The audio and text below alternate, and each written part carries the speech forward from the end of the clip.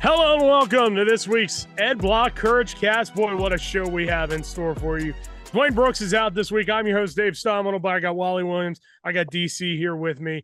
We're going to do very brief introductions, gentlemen. We got a loaded show as it is whip around time in the AFC East. And in fact, we have a guest with us right now. But how you guys doing? Doing great, man. Doing great. Always a pleasure to be here. Always good. All right. Well, we're diving right in. Our very first guest, we're starting with the AFC East. Our whip around coverage during training camp brings us to an actual former Ed Block Courage Award recipient with the Buffalo Bills. He now talks about the Bills very frequently. That would be Jerry Ostroski. Jerry, it is great to see you. Thank you for coming on. How you doing? Hey, no problem, man. Thanks for having me, fellas. I appreciate you. Thanks for coming on. No problem. We're gonna start with this question because you are a former recipient. What did it mean to you to be an Ed Block Courage Award recipient? Probably the highlight of my career, to be honest with you. I mean, we've been to a Super Bowl and all that stuff, you know, AFC champs and all that. But when you get voted to be the Ed Block Courage Award recipient for your team, and you know that your team voted for you and everything, just the respect that comes with it, the honor that comes with it, it was a big deal. Did you actually get to... Go ahead, Wally. I'm sorry. Yeah, Jerry, what was the injury? And more importantly, you know, how was coming back from that injury? I you know, we crossed paths in our days playing, so I watched a lot of film of you playing for those Bills and all those things like that. So I watched you guys' line pretty heavily when you guys were playing. So just how was it rebounding from that and getting back on the field and getting back to the level that you used to playing? Well, it was pretty hard. I actually I had a tibial plateau fracture, so I broke off about a third of the head of my tibia in the preseason against the Philadelphia Eagles, and actually came back in 10 weeks and played 7 of the next, I believe it was 8 or 9 games after that 10 weeks that I missed. So incredibly hard. I give a lot of credit to Rusty Jones, our strength coach back then. We were one of the first, I think, franchises in the league that had a swimming pool. We had a pool in our facility. And I think the first 5 weeks or more, I basically did everything in the pool with him. He would have special workouts for me, throwing med balls, doing all kinds of stuff in the pool. And it was able to get back and do things while that water and everything kind of worked as a, you know, almost kind of like a brace, not only for my knee, but for my body. And yeah, I mean, it was tough, but I don't know, man, it was just something you were supposed to do. I mean, you understand what it's like, and you come back for you come back for your team, you come back. And, right. you know, I worked hard to come back, and it worked out. And, you know, eventually it just, you know, I had to shut it down. My quad shut down, but to say it was easy, no, it wasn't. I mean, it was a lot of work, but it was worth it. All right, so let's get in, Jerry, to the team that you cover for the Bell Podcast series, which is your Bills. Give us a brief overview of what the sense from the fan base is heading into training camp for Buffalo, because there's been a lot of change with the Bills. Right. Well, I think the sense that you get from Bills Mafia is this: we have Josh Allen and nobody else does, right? And so whatever Josh Allen's taking snaps, you have a chance to win football games. That's tonight's topic. I'm going to go on live here in a little bit. You know, there were some things. They had an anonymous general managers poll recently, and Josh was ranked 3rd. I think he's 2nd best in the league, honestly. One of the general managers had some things that weren't necessarily great to say about Josh, but that's what I'm going to talk about tonight. So you got Josh Allen. Now, obviously, we have a revamped wide receiver room. You lose Stephon Diggs, a guy that's probably a Hall of Famer who's now down in Houston. What do you do in that room? And I think it's kind of becoming like a lot of teams are doing right now. It's a wide receiver by committee group. Keon Coleman, we trade down into the top of the 2nd round and pick him, a kid that's got unbelievable raw talent, big physical wide receiver. Reminds me a little bit of Eric Moulds. You know, he's got to learn some things to get off of some press coverage, but I think over time he's going to do really well. The running backs are solid, led by James Cook. And, you know, we got a new offensive coordinator to go along with, you know, probably one of the top lines in the league right now. So offensively, I think Joe Brady will have this group dialed in. I think they're going to run the football a little bit more than they have in the past, utilize some play action, let Josh get on the edge if things aren't there, and do things with his feet like he does well. Defensively, I think is your biggest question mark. Up front, we're lacking kind of a premier edge rusher. We have that guy in Von Miller, but Von, I believe, is 34 years old, pushing 35. Had a tough year last year coming off the ACL. So can Von get back to form? Leonard Floyd left, and he's now out in San Francisco. He was our leading sacker last year, so we have a little bit of deficiency on the edge. Linebacker group is great with Milano coming back, and Terrell Bernard stepped into that middle linebacker role, took over for Terrell Edmonds, and did incredibly well. Secondary cornerbacks are solid with Rasul Douglas, which is an amazing trade that Brandon Beane pulled off last year with Green Bay to get him to come in. I think he was in the top of the league in interceptions with 5. One went back for a touchdown. Bernard on the other side has been a wonderful surprise as a 7th-round pick out of Villanova. The safety room, probably after edge rushers, the biggest question mark. You lose Jordan Poyer, you lose Micah Hyde. Who takes those spots? We bring in Mike Edwards from Kansas City, a veteran who's played. We try to utilize him, and then we take a guy like Cole Bishop in the 3rd round from Utah. So that safety room's a little bit unproven. So I think if you look at the Bills defensively, many more question marks than on offense. Gentlemen, I got a question. Yes, sir. Do you feel like the Bills have done enough to get past Kansas City this off? That's a fair question. Fair question. I think what you have to look at in Buffalo this year, Anthony, is the fact that is it a full rebuild? No. But it's definitely a soft rebuild. Some of these guys, they've moved on. We talked about Poyer and Hyde. Then you've got Mitch Morse, the starting center, who's solid. As soon as we released him, he was signed by Jacksonville. We had to move some guys because of cap considerations, especially when you're eating a record like $35 million because you moved Stephon Diggs, right? And you know this. I mean, quarterbacks nowadays are eating 25% of the cap or more. Yeah. So we do have some cap issues. I think Brandon Beane did a really good job of getting as many pieces in there as he could with the cap circumstances they were under. But, you know, it's funny. We don't have an issue with Kansas City in the regular season. We beat Kansas City regularly in the regular season. It's the offseason, it's the postseason playoffs where we have our issues with them. So obviously a few years ago should have won that game. We lost the 13-second game and all of that. But, yeah, I mean, I think a lot of it's going to be, you know, again, on the shoulders of Josh Allen. And how does he get these wide receivers up to speed with his style of play? So officially, you're saying you think they have done enough to actually move past Kansas City to be able to take over that AFC #1 spot? Well, I don't think that you can necessarily ever move past Kansas City as long as Patrick Mahomes is taking the snap, right? Because they're the team, they're to me the one team that has the quarterback that's better than Josh Allen, right? Mahomes is phenomenal. And he's shown that time and time again in the playoffs. So I do think they're right there with Kansas City. I think a few things need to be answered early in the season. It's not particularly, you know, a murderer's row type of schedule, but it damn sure isn't easy for the Bills. It never is. And we do get Kansas City finally in Orchard Park this season in the regular season. So we'll get a chance to see them early and see how we match up. You know what, Jared? I want to ask you a quick question right there from one offensive lineman to another. Okay, you just made the point of Josh Allen, you know, having to get the receivers on the same page. So how important does that run game come in this year in dealing with that young core receivers? Well, I think you hit the nail on the head. I think you went right to it. And that's what I think Joe Brady's trying to emphasize, right? People that don't know Joe Brady, coached at LSU, won a national championship with Joe Burrow. It just happened to have 2 wide receivers named Jarvis Landry and Odell Beckham Jr. as well, right? So he knows how to put together an offense. But Joe Brady is a Sean Payton disciple.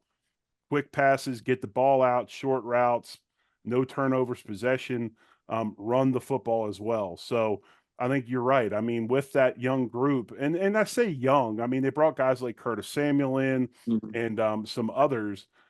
So it's just been so much talk about Keon.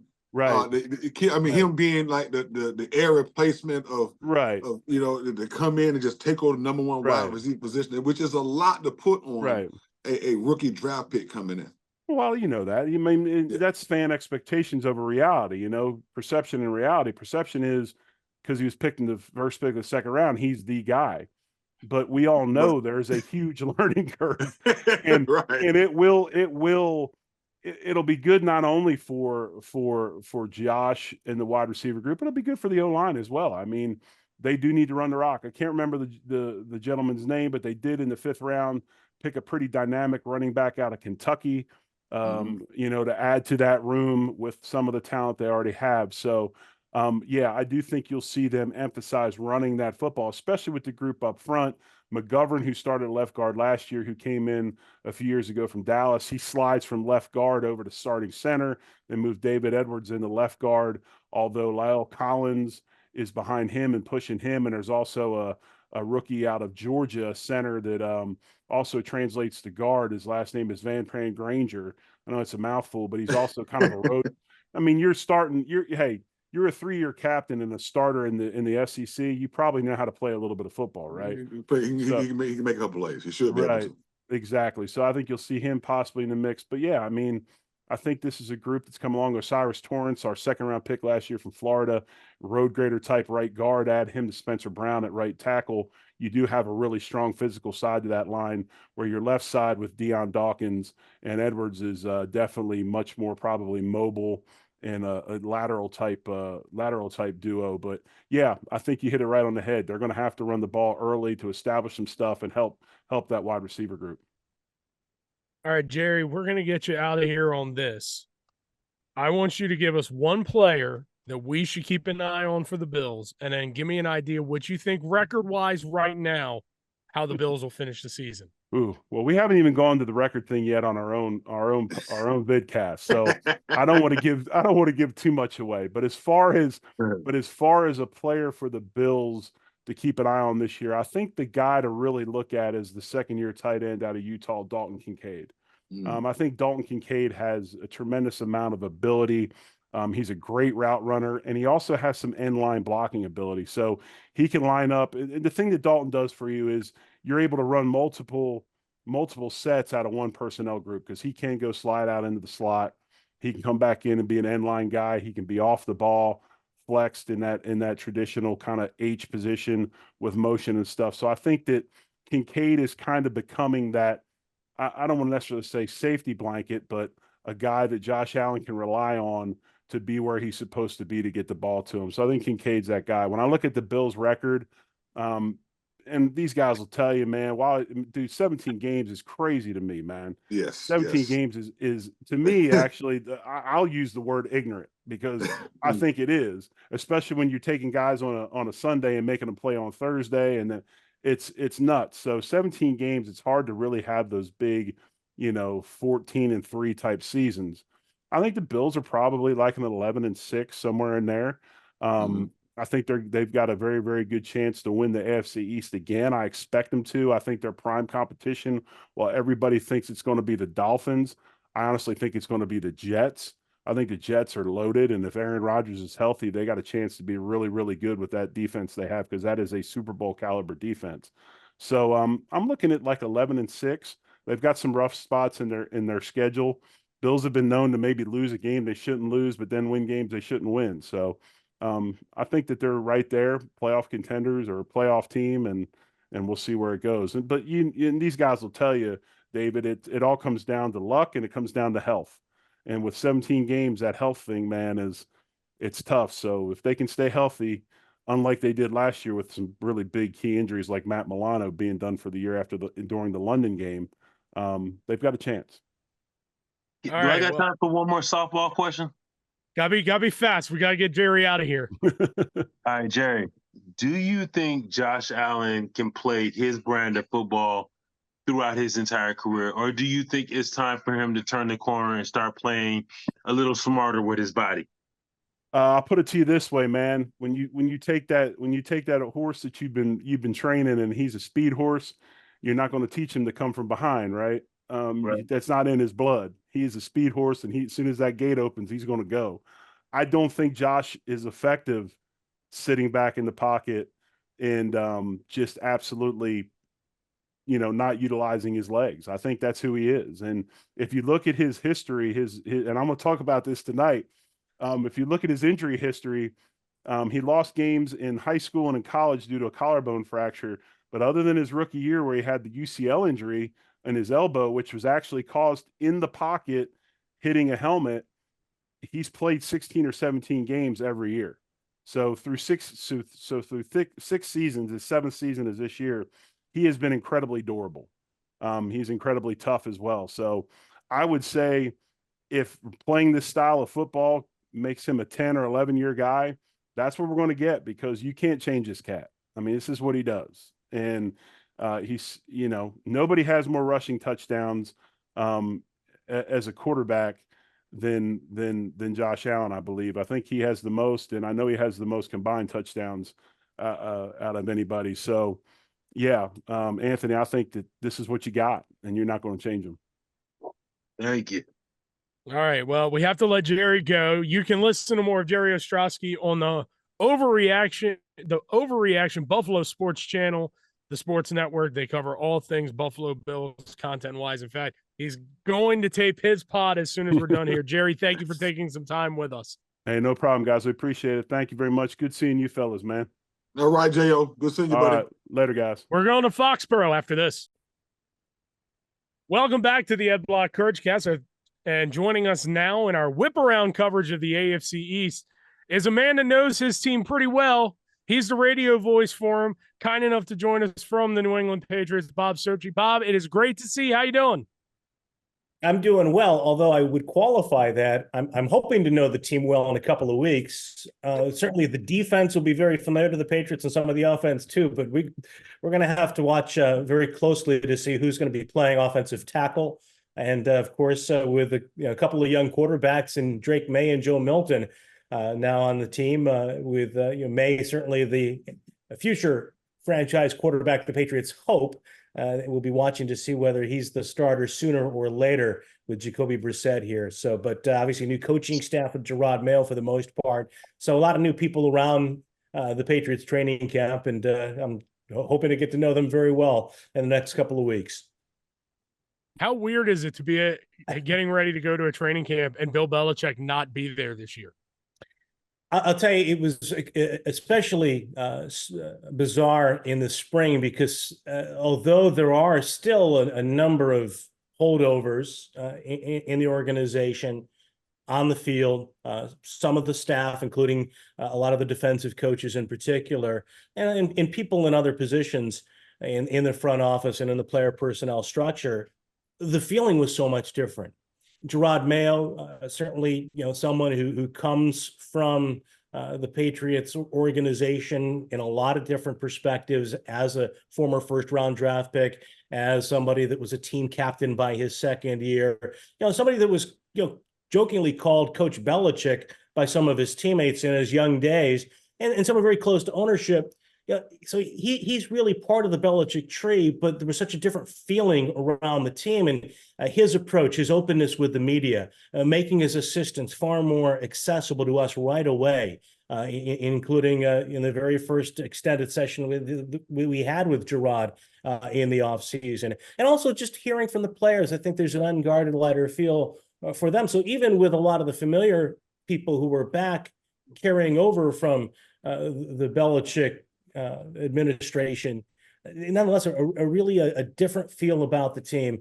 And now, of course, as you say, watching Mayo out on the practice field during OTAs and mini camp, and what we're going to see next week when training camp opens, it'll be very, very different in so many respects. The obvious, but beyond that, just now watching Belichick roam around the field with his whistle twirling on his index finger and moving from station to station. In the draft, you guys go out to Drake May, which is, hey, we thought to answer that question a couple of years ago, especially with the ties from Alabama, saving the whole thing, Famir Eddie with the program. Didn't really work out, so you got Drake May. Here's my question, just to be controversial, okay? Could we foreshadow seeing a Drake May, Joe Milton kind of situation like played out in Washington with Kirk Cousins and RG3, okay? Because Joe Milton was a high-rated quarterback, okay, coming out of Tennessee. He was rated up there pretty high as well, then had a drop-off. So just based on their abilities, because I think they're a little bit different what they bring to the table. It's interesting because you look at those two, and then you compare them to the previous two quarterbacks for the Patriots in Mac Jones and Bailey Zappi, who were the starters for the most part the last couple of years. And athletically, arm strength wise, in terms of their just physical physique, the size of May and Milton, the arm strength of each, and especially Joe Milton, it's really eye-popping to watch him throw passes, even in a short intermediate range. I think he's got a long way to go to develop his skills. I love the idea of taking him in the 6th round. I know some people thought potentially that he was a guy that would move to the tight end spot, perhaps. But I think the Patriots are committed to try to give him a good look at quarterback. He certainly is fully committed to playing that position in the NFL. And when you look at the track record that Elliott Wolf, the general manager of the Patriots' father, had when he was the general manager of Green Bay, and in adding to that quarterback room year after year after year, I think it makes a lot of sense for a lot of different reasons. I wouldn't anticipate right now, though, any kind of competition between the two of them. I mean, the one thing is obviously, in the case of RG3, injury factored in ultimately to his demise in Washington as an athletic and mobile quarterback. May's sturdier. He's a big guy, but a big part of his game and a big part of the appeal for him from the Patriots was that ability to get outside the pocket and make plays off platform with his legs. Not necessarily as a runner per se, but I think we will see some zone reads and some design quarterback runs. But once you get outside the pocket, especially with an offensive line that is a real mystery at offensive tackle in particular, and has been a weak spot for this team the last couple of years. There are no guarantees certainly for anybody, but especially in this situation. Hey Bob, I got a question for you. Knowing being in the AFC means you pretty much got to knock off Joe Burrows, Patrick Mahomes, Aaron Rodgers, as well as what's that other guy, Josh Allen, and not to mention you got Tua down there in Miami. How far away do you feel you guys are from being able to actually make a dent in knocking off those top 4 or 5 quarterbacks that have been successful over the last 5 or 6 years? Well, statistically, the Patriots defense has been one of the better defenses in the NFL the last couple of years. And I think they're hanging their hat on the potential for the defense to keep them in games, try to lean on the running game this year, for example, and see some improvement. I think it'd be unrealistic to suggest that the Patriots are a year away or a couple of years away, even at this point. They really didn't make a big splash in free agency, during the offseason, other than, and I think it was very important locally, for this team and for the organization. They re-signed some players that they really needed to keep around for their second contracts, including Michael Wenu, who we project to be the right tackle for this team. But when you look at that lineup you just ran down, and even a lot of the other quarterbacks that they're going to face this year alone. I mean, they opened with Burrow in Cincinnati.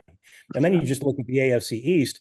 I mean, Tua hasn't lost to the Patriots in his career. For all the knocks on Tua, the Patriots have not been able to beat him. So I think when you look at the situation just in the division alone, with Allen and the Bills, with Rodgers if he's healthy, and that Jets team, and then with Tua and Miami, for the Patriots even to make a dent in the division, potentially as a spoiler, realistically, they're not there yet, and I think it is a long-term process for them, and I think they realize that. I think they're taking a patient approach under Gerard Mayo with Elliott Wolf, and I think it's the right approach. But the defense can't. One of the things about the defense too, that I'd have to say, in my opinion, is that as good as it's been, nonetheless, there have been times over the last couple of years when they've lost close games because they could not get the other team off the field on third down, for example, and make plays or at least stop plays against some of those better quarterbacks they faced. So, it's a good defense. It's a very solid defense with a potentially big upside. Last year they lost rookie cornerback Christian Gonzalez. I think if they can have him on the field, that's going to be a big factor for them this year. Try to contain some of the better receivers and limit the damage done by some of those quarterbacks. But I don't think they're truly elite defense at this point. And so they've got a long way to go overall. The defense is certainly the strength of the team, but they got a long way to go overall. How, in your estimation, and you don't have to go real in depth, how long do you think before New England is back in a prominent role in the AFC? Well, I do think, and I don't mean to sell them short, even though everybody else is. I think they're going to be better than the prognosticators around football project. Now, what does that mean? This year, I think as long as they're on the right trajectory, and that's the thing. They've it wasn't just 4-13 last year, but it was how they got to 4-13, and the way that so many things over the last few years were exposed, whether it's poor drafting, some really ill-advised coaching decisions in terms of who was running the offense, for example, a couple of years ago, and all those things were amplified by the performance on the team. They just didn't generate any offense. It was a very uninspiring team for fans watching them week after week, because they had a defense that kept them in some games, but they were below Patriot standards on special teams, and the offense just was inept. So there's a long way to go, but I do think that they're on the right path in terms of the approach they're taking, and I think they'll be a better team than a number one draft pick positioning, the way many people foresee them for next year. But does that mean 6 wins, 7 wins, 8 wins, given the schedule they face? I'm not sure. I think 3 years. I think you look at 3 years, get a second draft class in here. Next year, they should be well positioned to try to make a bigger move in free agency than they tried to do this past off season. And the one guy they really went after that I think that people here, just the fans and the media alone, the consensus was they wanted to see was Calvin Ridley. Didn't work out. There's certainly questions about the wide receiver room, though they did draft 2 receivers this year. There's a lot of questions as well at other positions, offensively. I've already talked about left tackle. So right now they're trying to patch that position up and get through this season. So they've got a couple of years where they still need some building blocks in place. Hey, I heard the Patriots may be in the running for a rook out there in Frisco. Make the deal. What's going on with that? I heard that may be on the horizon. Okay, one of the destinations for him. He doesn't want to be in Frisco anymore. Well, there are reports that they've certainly placed some calls, and I think they've made it clear that they are interested in improving, at every position, and certainly willing to talk and willing to listen. And the thing about that situation, though, I think from San Francisco's position is that they really don't have to do anything yet with IU. And I think the longer it goes, the better their leverage, if they do decide to move him, becomes. And I don't think the Patriots are in a position, for example, like maybe to give up a first round pick if that's what it would take to get Brandon Ayuk, because even if the Patriots are better than I think they're going to be, you're still talking about maybe top 5, top 10 draft selection next year. But I think that they're going to put in inquiries if they haven't already. In the last couple of days, certainly I think they've put those feelers out in the past as well, even before we got to this point. All right, Bob, we are going to get you out of here on this. I know, Duane, you had another question, but we are pressed for time. No problem. Bob, final question to you. Give me one player on the Patriots team that we should watch this year, and you got to tell me what you grilled before we let you go. We grilled some seabass today. I'm here with my son. My wife is away. In fact, she's down in the Baltimore area on business. So it's a bachelor's night. It's not a bachelor, a guy's night here at the in the kitchen. One of us is a bachelor, and grilled up some bass here with my son. But the one player to watch. I mean, if he's healthy on defense, Gonzalez, just because I think he's got a huge upside, and I think we saw that last year. I mean, just the comments from Tyreek Hill alone after he played against Christian Gonzalez early in his rookie season. But if you're looking offensively for the Patriots, I think a guy that is someone they're going to need to have a great year, and he had that 2 years ago, though he wore down by the end of the season, is Ramondre Stevenson. And I know it's not fashionable or sexy to say that a running back is a guy to watch. They've got I just think I think his value to this team, his importance to this team. In the past, drafting Patriot players in fantasy football didn't make a lot of sense because of the way they managed their personnel under Belichick, unless of course you had the quarterback. But Stevenson to me is a guy that they need him healthy. They need to lean on him. They need him in both the run game and the passing game. And maybe that, by saying him, is an indictment of some of the other offensive players they have at the skill positions in particular. But I think that he's a guy who broke out a couple of years ago, had a setback last season. I think he's going to be a very important player for them this year. Well, you're going to hear that velvetly smooth voice all season on the Patriots radio network calling games for the Patriots. Bob, thank you for taking some time with us and previewing the Patriots for us. You guys, Thank you, pleasure. Bob. Hey, thanks so much for your patience. Thanks, Appreciate Bob. it very much. Take care. All right, we're heading to South Beach next, gentlemen. All right, we said we're heading to South Beach, and we figured who better than the guy who hosts 3 Yards Per Carry, the podcast available wherever you get your shows, talking about the Miami Dolphins. That would be Alfredo Arteaga, who his backdrop is putting us all to shame. Alfredo, how are you doing? Oh, I'm doing great. I'm doing fabulous.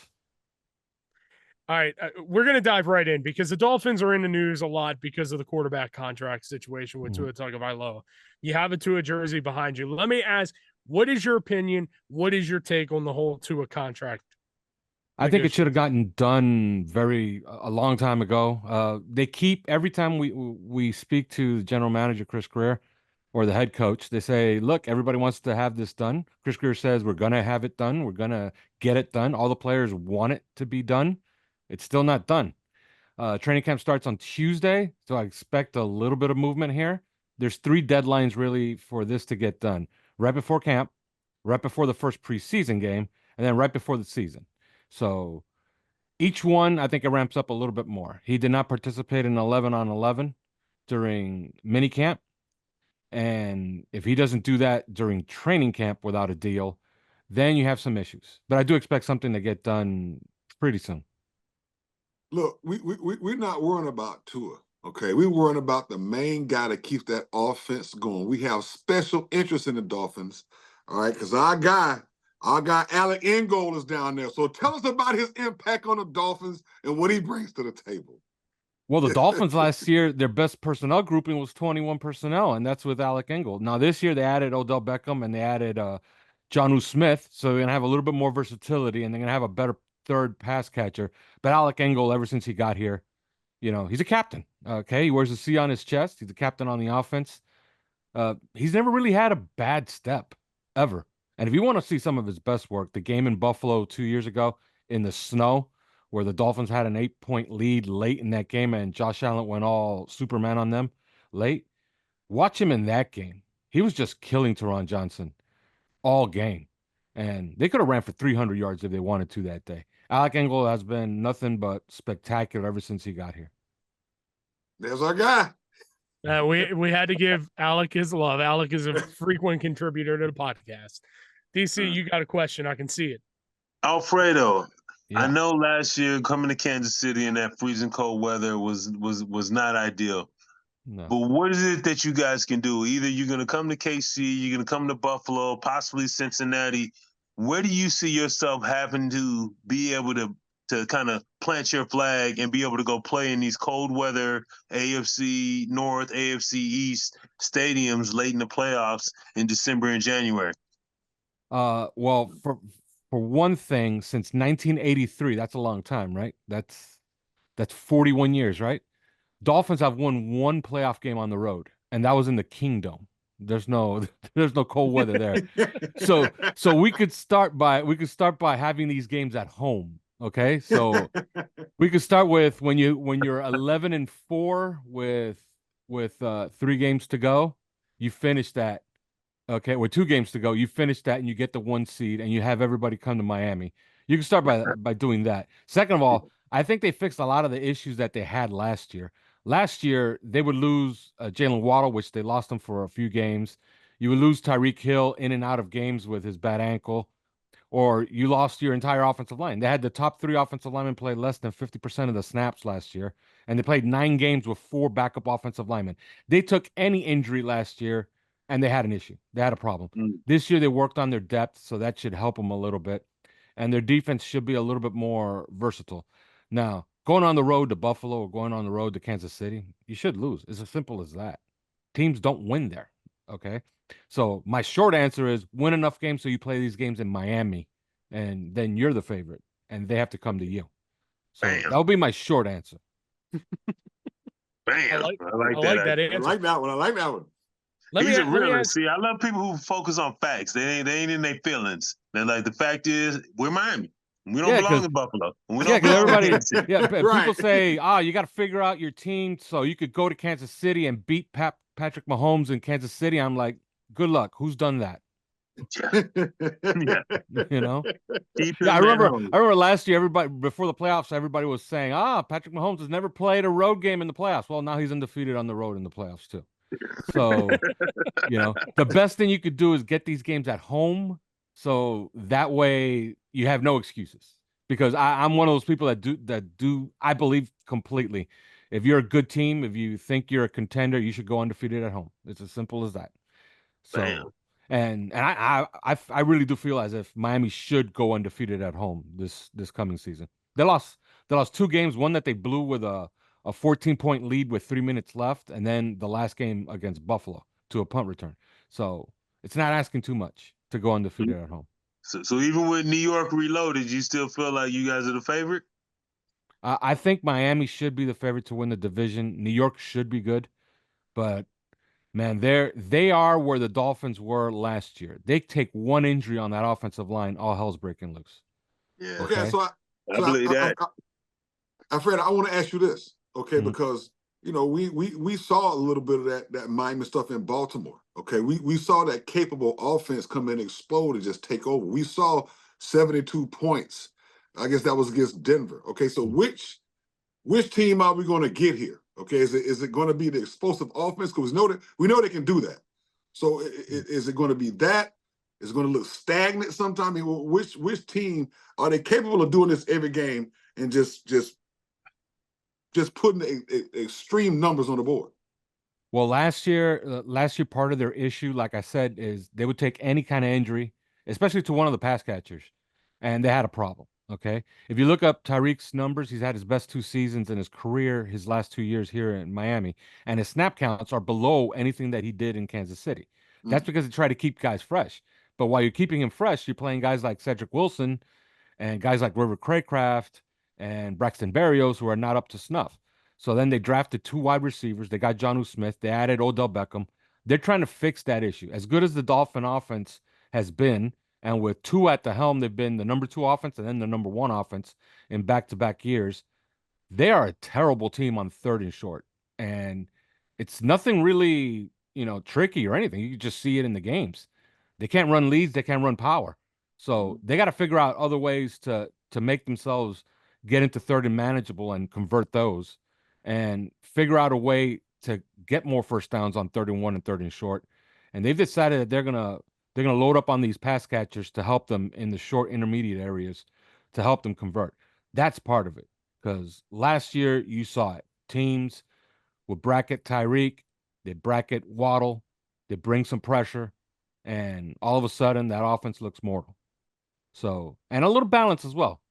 God knows that they have enough running backs. They drafted another one in the 4th round. Right. They got Achane coming for year 2. Mostert had a monster year last year, so they got a lot of talent at running back. Their offense is built to be an outside zone running team. So I expect them to run the football a little bit more. So a lot of people are saying, Tua for 4,600 yards and 40 touchdowns. You don't really need that. You need that offense. Last year they ran for 2,300 yards. If they could run for 2,500 yards this year, that should put them somewhere around top 3 in the NFL in rushing the football. And I think that's where they want to be. That's their sweet spot, because they know they can get to their passing game with Waddle and Tyreek when they want to. So let me ask this question. You feel like Miami is the AFC East leader, and I feel the same way. Where do they stack up compared to the other top dogs in the AFC? Well, that's where it gets a little bit more difficult, right? I think Kansas City, I would be a complete hypocrite if I didn't, acknowledge the truth here. I wanted Xavier Worthy. I think he's a fabulous player. And then the NFL just let him go to Kansas City. That's a problem. Okay. Kansas City, their offensive line is stacked. Their defense is maybe the best, right there with the Ravens in the AFC. So Kansas City's still the class. And I don't see how anybody in the AFC West got any better. So if you want to go to a Super Bowl out of the AFC, you're probably going to have to go to Kansas City, even with a large win total for Miami. Let's say Miami blots off 12 wins. I could easily see how Kansas City could get 13, and they got home field. Baltimore, They're doubling down on their identity. They're going to run the football.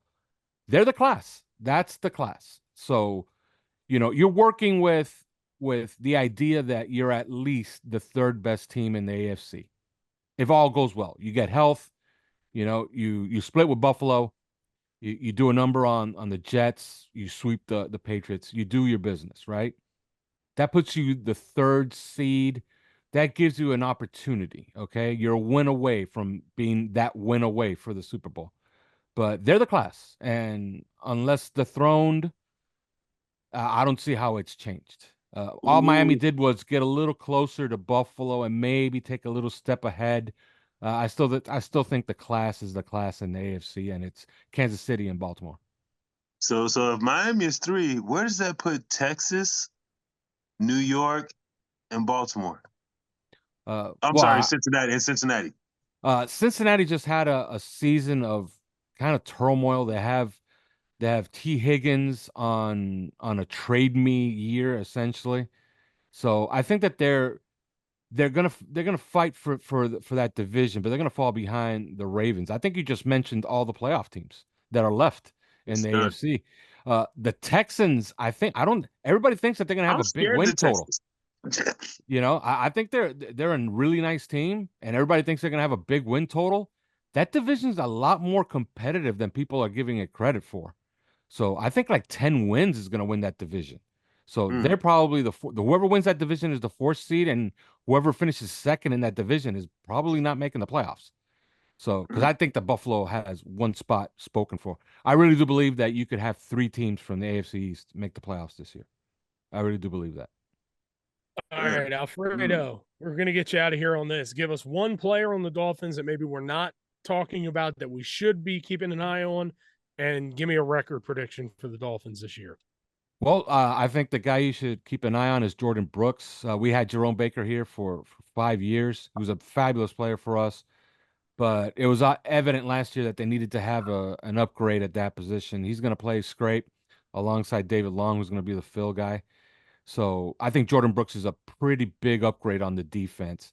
And as far as prediction, I don't tend to miss with these, by the way. Okay, because last year I said that they were going to win 11 games, and the last game was going to be for the division. I had no idea they were going to have 11 games won going into that game, right?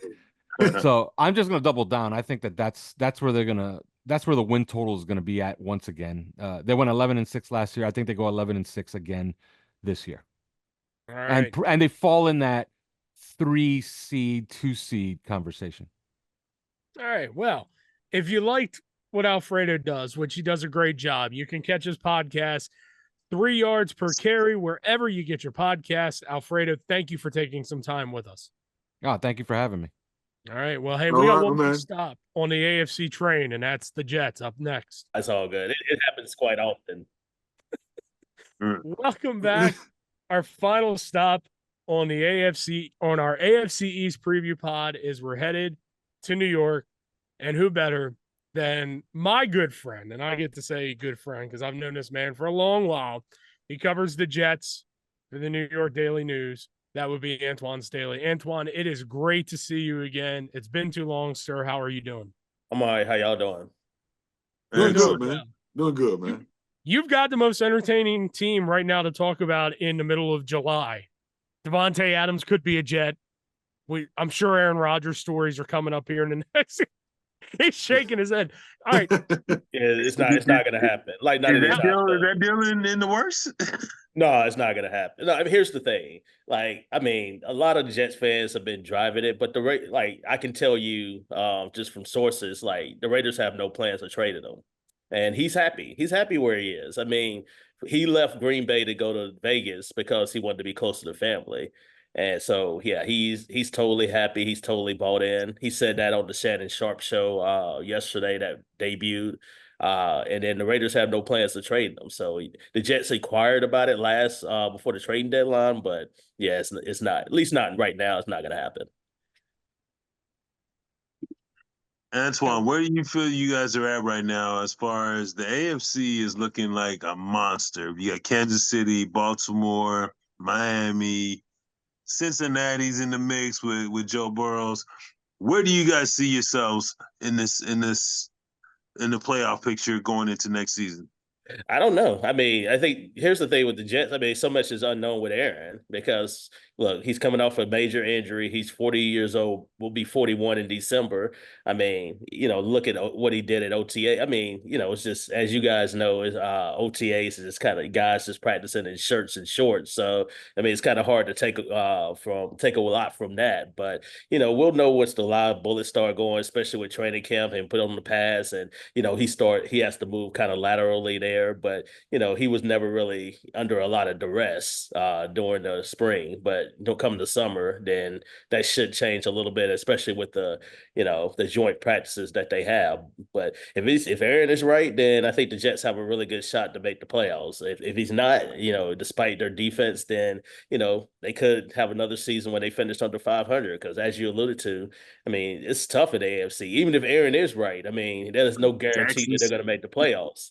I mean, you got Jacksonville and Houston in that division. I mean, you got the entire AFC North that's going to be contending. Obviously, the Chiefs aren't going anywhere, and then you got the Dolphins and the Bills in your own division. So it's gonna be a dogfight to get one of those 7 spots for sure. Man, who is Aaron Rodgers' backup? That's who we want to know. Tyrod Taylor. He ain't making it all. He not making it all the way through. Who Tyrod is his Taylor. back? I'm just messing. I'm just messing with you. But the real question I want to know is look, that defense. We know head coach, defensive background, stuff like that. So we know there's some lineage there and some where he comes from. But just from a player dynamic, why is that defense regarded as a Super Bowl contending defense? I mean, because they're good at, I think, all 3 levels. I mean, you start at the defensive line, and that's really your bread and butter there. Although there is some questions there coming back. They finished 25th in rush defense last year, and then they end up losing John Myers and essentially trading Hassan Reddick, who is not happy at the moment for Bryce Huff, who ended up going to Philly and signing that big deal there. But like I say, it's still some questions on the DN. But if Reddick is right, he's had 4 double-digit sack seasons in a row, so he's a high-profile edge rusher there. Jermaine Johnson, I definitely think, is a great motor guy. And then you got Quentin Williams, who is one of the best defensive tackles, if not the best defensive tackle in football, at least right now. And then the linebacker core with C.J. Mosley and Quincy Williams, I think he's surprised a lot of people last year. If you don't necessarily watch a lot of the Jets football, you don't necessarily know about Quincy. You know about his brother, obviously, and Quentin. But Quincy had a all-pro type of season last year. So yeah, I definitely think he's emerging there as one of the best linebackers in football. And then the secondary where you got Sauce Gardner, who could be the best cornerback in football. This is only his 3rd year in the league. DJ Reed is very underrated. Didn't let up a touchdown pass until week 15 against the Dolphins last year. And then also a guy that's really unheralded, Michael Carter II. So, yeah, they're really good at all 3 levels. So I think that's where it all starts there. But it also starts with the defensive line because you got to be able to get pressure on the quarterback. How much pressure do you think is on Robert Saleh this year? Because it sort of felt like he's the guy. I know Vegas put out the odds that he is like most likely first coach to be fired. What do you think his pressure level is that he feels on himself right now? A lot. They understand what it is. They've talked about this. I mean, they've had 3 losing seasons in a row. Not too many coaches can say they've lasted 3 years in a row where they've had 3 losing seasons and still keep their job. So the pressure is on. They essentially got a mulligan for last year with Aaron being hurt. That's not going to happen again under any circumstances. So that's why you go out and get a Tyrod Taylor just in case something were to happen to Aaron Rodgers. Because I mean, it's all on the table. Like they have to make the playoffs. They have the longest playoff drought in the 4 major professional sports right now. So, and everybody, they have all these primetime games. They had a lot of them last year, and people were suffering from Jets fatigue last year at the end of the season where they had all these, especially with the Cleveland game, they were like Jets on TV again. And then you're going to see a lot of them on TV again starting out on week 1 against San Francisco. So, yeah, it's a lot of pressure there. And Woody Johnson, the owner, he was angry after the season was over. He blamed the coaching staff, blamed, the GM and, not only just pressure on Saleh, it's pressure on Joe Douglas, it's pressure on Aaron because if Robert Saleh gets fired, then they're going to have a new coach. They may have a new general manager, and in turn, they're probably going to have a new quarterback because Aaron's probably not going to be there either. If you could have a new coach, then he's probably going to want his own quarterback, and they're going to probably completely start over fresh.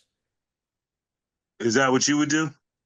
I mean, if you're if you're going to rebuild, yeah. I mean, yeah, I probably would. I mean, if you're going to be if you're one of the worst teams in football, you're probably going to want a younger quarterback at some point. I mean, because Aaron's going to he'll be 41, going on 42 next year. You know, how much time that he's had left, realistically. So off with everybody's head. Yeah, I mean, that's why it's so much pressure on them. They have to make the playoffs, so it's going to be a lot of changes being made there. And not only that, you got to start paying these young players. You got after this season, Sauce Gardner is up for an extension. Garrett Wilson, wide receiver, up for an extension. Jermaine Johnson up for an extension. Brees Hall, another dynamic player, also Ooh, up for an extension. So yeah, they're going to have to pay all these guys too at the same time. So it's a ton of pressure on them to get it done within this window. And let me ask this question, though.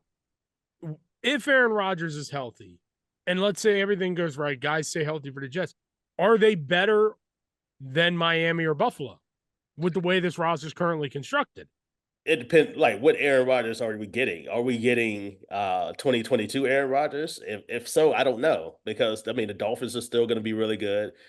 I think Buffalo's still the team to beat in the division. Just Josh Allen is like, after Mahomes, he could be I think he's the second best quarterback in football right now, just of what he's done.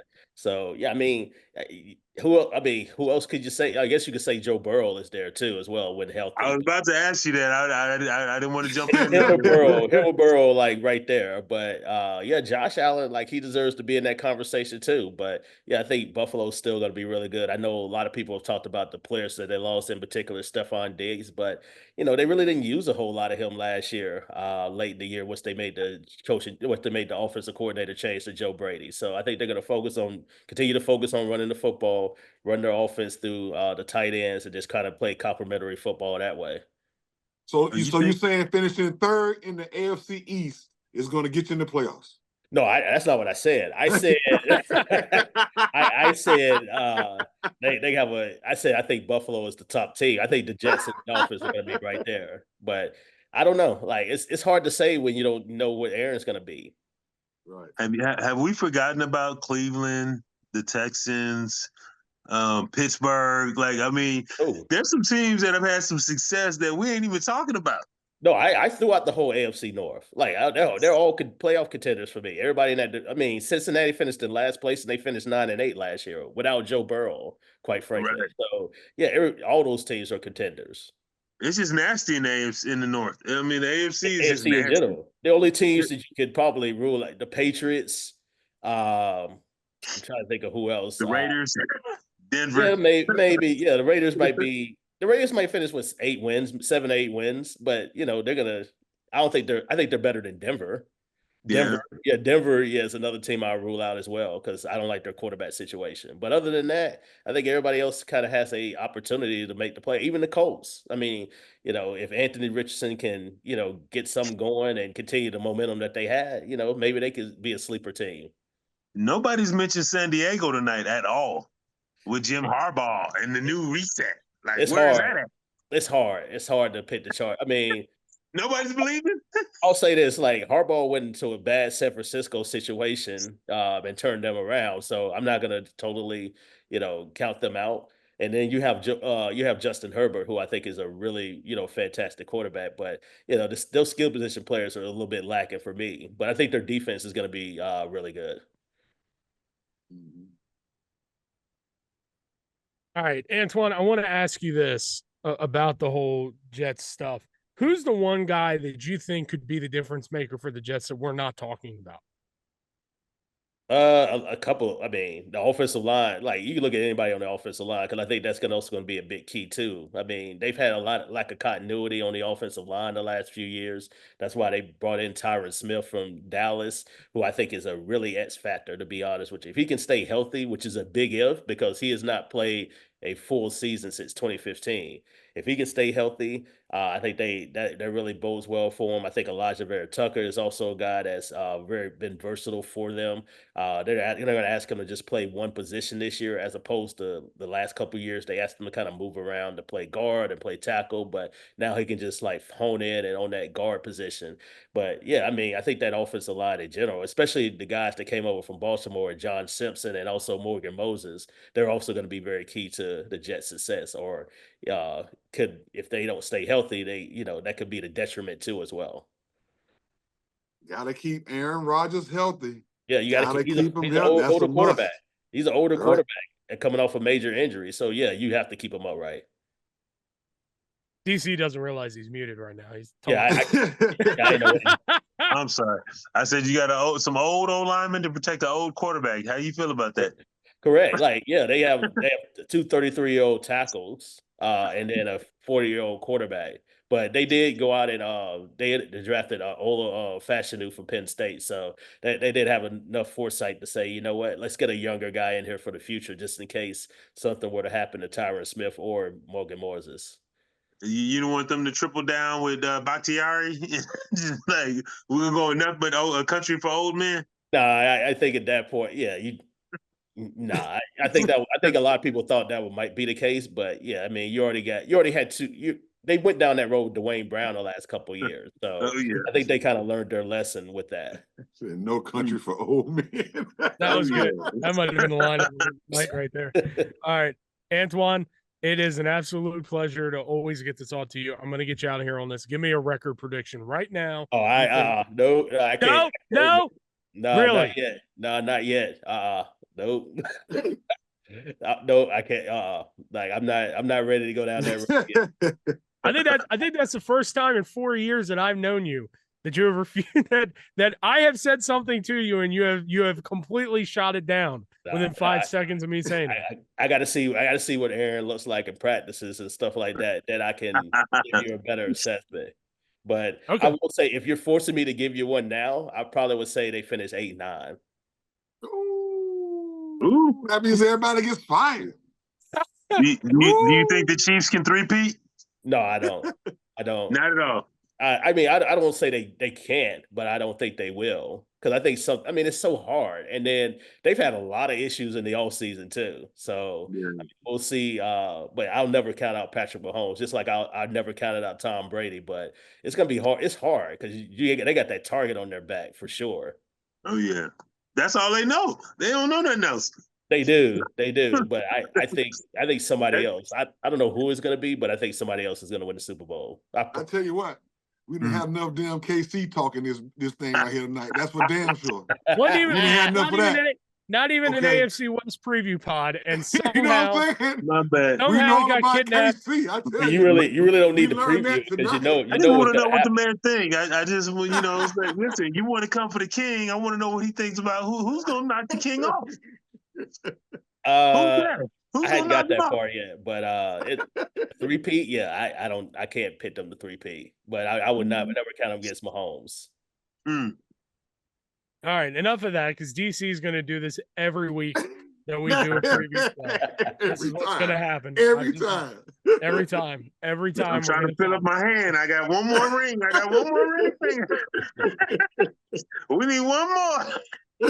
All right, that is going to do it for this Ed Block CourageCast. Our thanks to Antwan Staley, the New York Daily News, for coming on and talking to the Jets. Alfredo Arteaga from the 3 Yards Per Carry podcast, talking Dolphins. The voice of the Patriots on radio, Bob Socci, and Jerry Ostroski, former Ed Block Courage Award recipient and covers the Bills for Bell Podcast Network, for joining us to preview the AFC East. Next week, Wally, we go to our division. We go to the AFC North. Let's knock it out. Okay? No slobber knockers in that division. I'm gonna down and dirty. Away. For everybody, for Wally Williams, for Duane Clemons, for Duane Brooks, I'm Dave Stamel. This has been the Ed Block CourageCast.